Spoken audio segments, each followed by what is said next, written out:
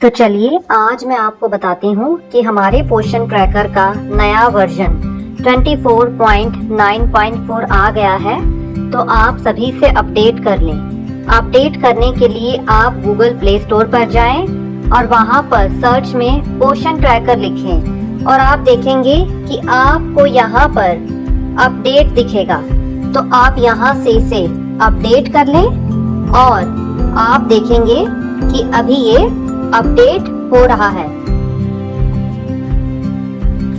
तो अपडेट होने के बाद हम देखते हैं कि अभी इसकी इंस्टॉलिंग हो रही है, यानी कि अभी इंस्टॉलेशन का प्रोसेस चल रहा है और इंस्टॉल होने के बाद हम इसे ओपन करेंगे। लेकिन ओपन करने से पहले मैं आपको बताती हूँ कि हमारे इस पोषण ट्रैकर के नए वर्जन में क्या नया अपडेट आया है। तो आप देखेंगे कि ये नया अपडेट मेरा 21 अक्टूबर 2025 को आया था और आप देखें कि यहाँ पर लिखा हुआ है user can now edit a child's name, resident type and दिव्यांगजन स्टेटस। यानी कि अब आप बच्चे का नाम, रेजिडेंट टाइप और जो दिव्यांगजन का स्टेटस है उसे अपडेट कर सकते हैं। और साथ में आप देखेंगे कि जो हमारा सेकंड दिया हुआ है लोकेशन रिक्वायरमेंट फॉर अपार आईडी क्रिएशन इज डिसेबल्ड।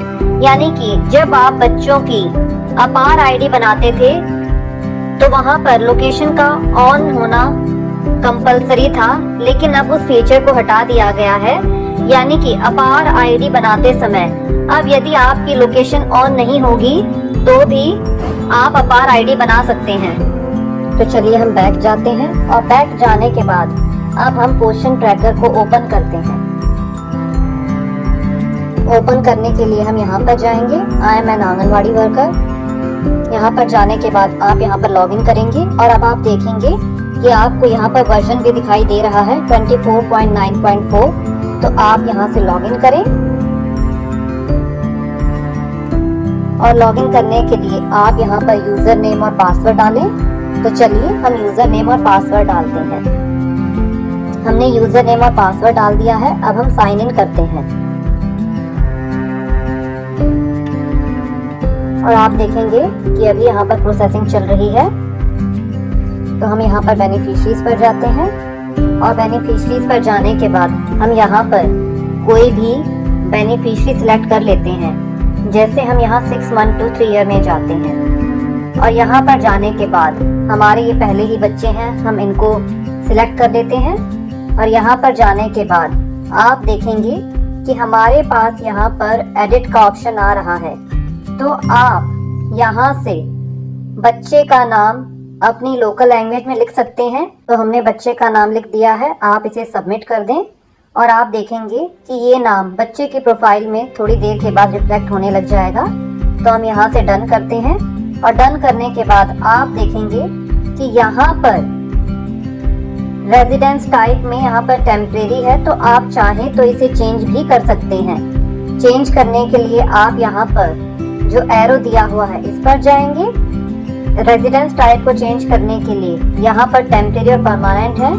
तो हमने यहाँ पर इन्हें टेम्परेरी किया हुआ है। अब हम इन्हें परमानेंट करते हैं तो और फिर सबमिट करते हैं। और सबमिट करने के बाद आप देखेंगे कि ये डेटा भी अपडेट हो गया है और इनके प्रोफाइल में थोड़ी देर में दिखने लग जाएगा। तो हम यहाँ से डन करते हैं और डन करने के बाद हम बैक जाते हैं और चेक करते हैं।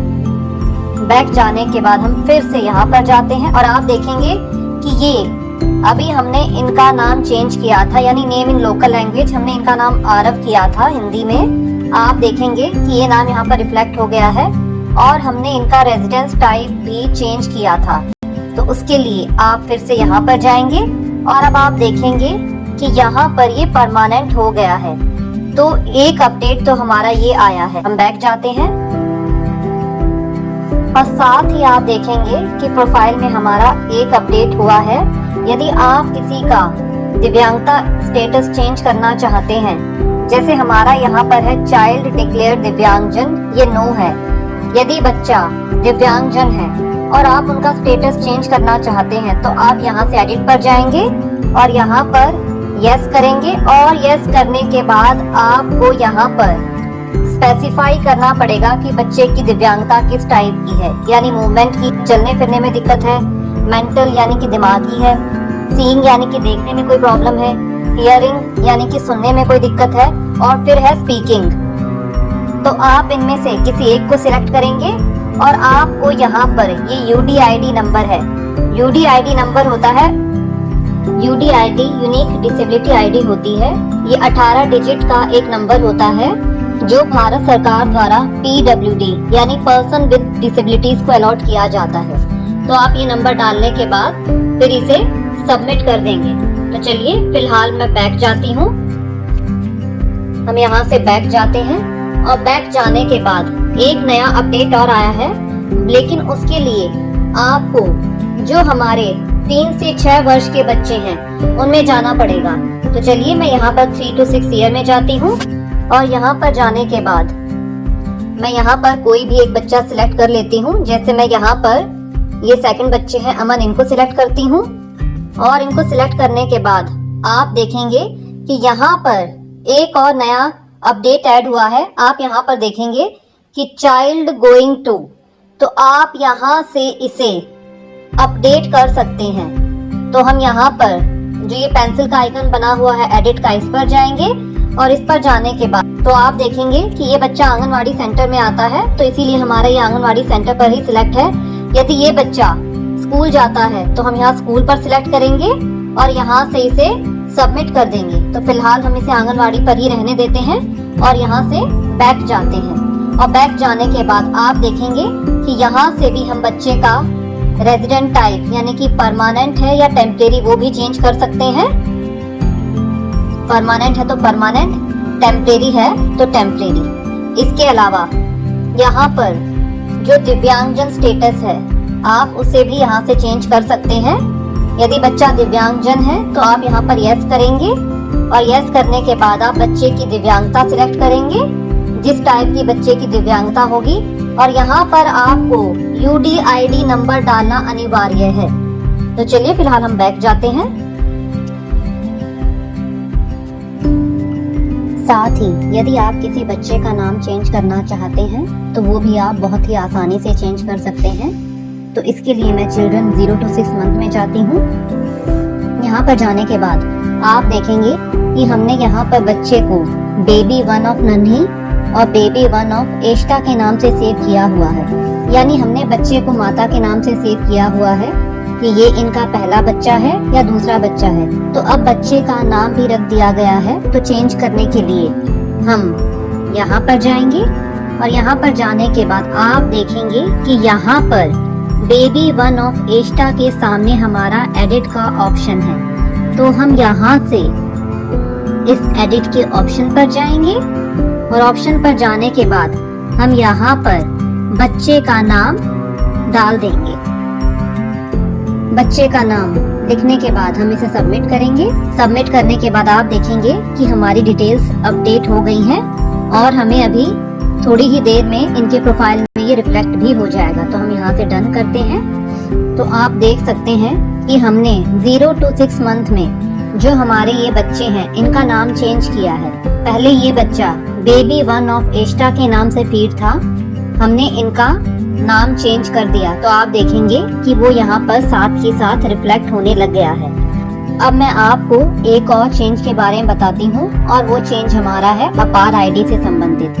तो अपार आईडी हम सिर्फ 3 से 6 साल के बच्चों की बना सकते हैं और उसके लिए बच्चे को खुद के आधार से ऐड होना अनिवार्य है।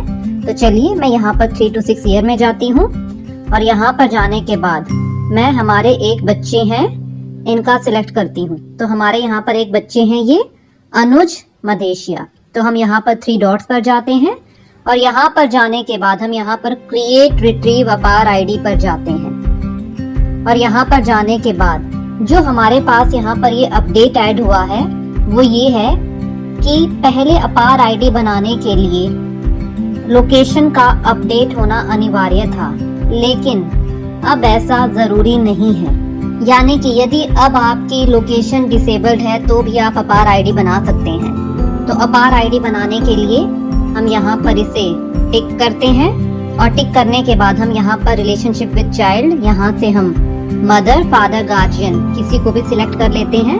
तो हम यहाँ पर मदर को सिलेक्ट करते हैं और मदर को सिलेक्ट करने के बाद आप देखेंगे कि यहाँ पर मदर का नाम अपने आप ही आ जाता है और यहाँ पर है ऑथेंटिकेशन मेथड। यहाँ पर ये UID है, यानी कि आपको आधार से ही ऑथेंटिकेट करना है।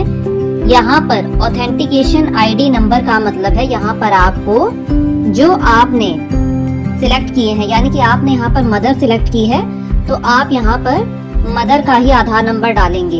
यदि आपने यहाँ पर फादर सिलेक्ट किए होते तो आप यहाँ पर नीचे फादर का ही आधार नंबर डालते। तो इस केस में मैंने मदर को सिलेक्ट किया हुआ है तो मैं यहाँ पर मदर का आधार नंबर डालती हूँ। तो चलिए हम मदर का आधार नंबर डालते हैं। मदर का आधार नंबर डालने के बाद मैं इसे सबमिट करती हूँ और सबमिट करने के बाद आप देखेंगे कि इनकी अपार ID बन चुकी है, यानी कि जो नया अपडेट ऐड हुआ है हमारा अपार ID में। एक तो हमारा ये है कि अब यदि हमारी लोकेशन डिसेबल्ड होगी तो भी हम अपार ID बना सकते हैं, और एक हमारा यहाँ पर है वो ये ऐड हुआ है कि यहाँ पर हमारे पास यहाँ पर है चाइल्ड एडमिटेड टू स्कूल, यहाँ पर नो है। और यदि हमारा बच्चा स्कूल में जाता है तो आप यहाँ से इसे चेंज करके इसे यस करेंगे और फिर अपडेट कर देंगे। तो फिलहाल ये बच्चा स्कूल नहीं जाता है, आंगनवाड़ी में ही आता है, तो हम यहाँ से इसे नो करेंगे। तो नो करने के बाद इसे अपडेट कर देंगे और अपडेट करने के बाद हम यहाँ से इसे डन करेंगे। और डन करने के बाद अब हम इनके प्रोफाइल में जाते हैं और चेक करते हैं। अब जब हम इनके प्रोफाइल में जाएंगे तो आप यहाँ पर देख सकते हैं कि यहाँ पर इनकी अपार ID भी बन चुकी है और यहाँ पर हमारा ये अपडेट भी हो गया है चाइल्ड गोइंग टू आंगनवाड़ी। तो मैं उम्मीद करती हूँ कि पोषण ट्रैकर के इस नए वर्जन में जो भी नए अपडेट्स आए हैं वो आपको अच्छे से क्लियर हो गए होंगे और आप सभी अब आपके जो भी बेनिफिशरीज हैं उनकी अपार ID बना लें। बीच में अपार ID बनाने में काफी दिक्कत आ रही थी, बारी बारी error while processing your request आ रहा था, लेकिन अब इस समस्या का समाधान भी हो गया है।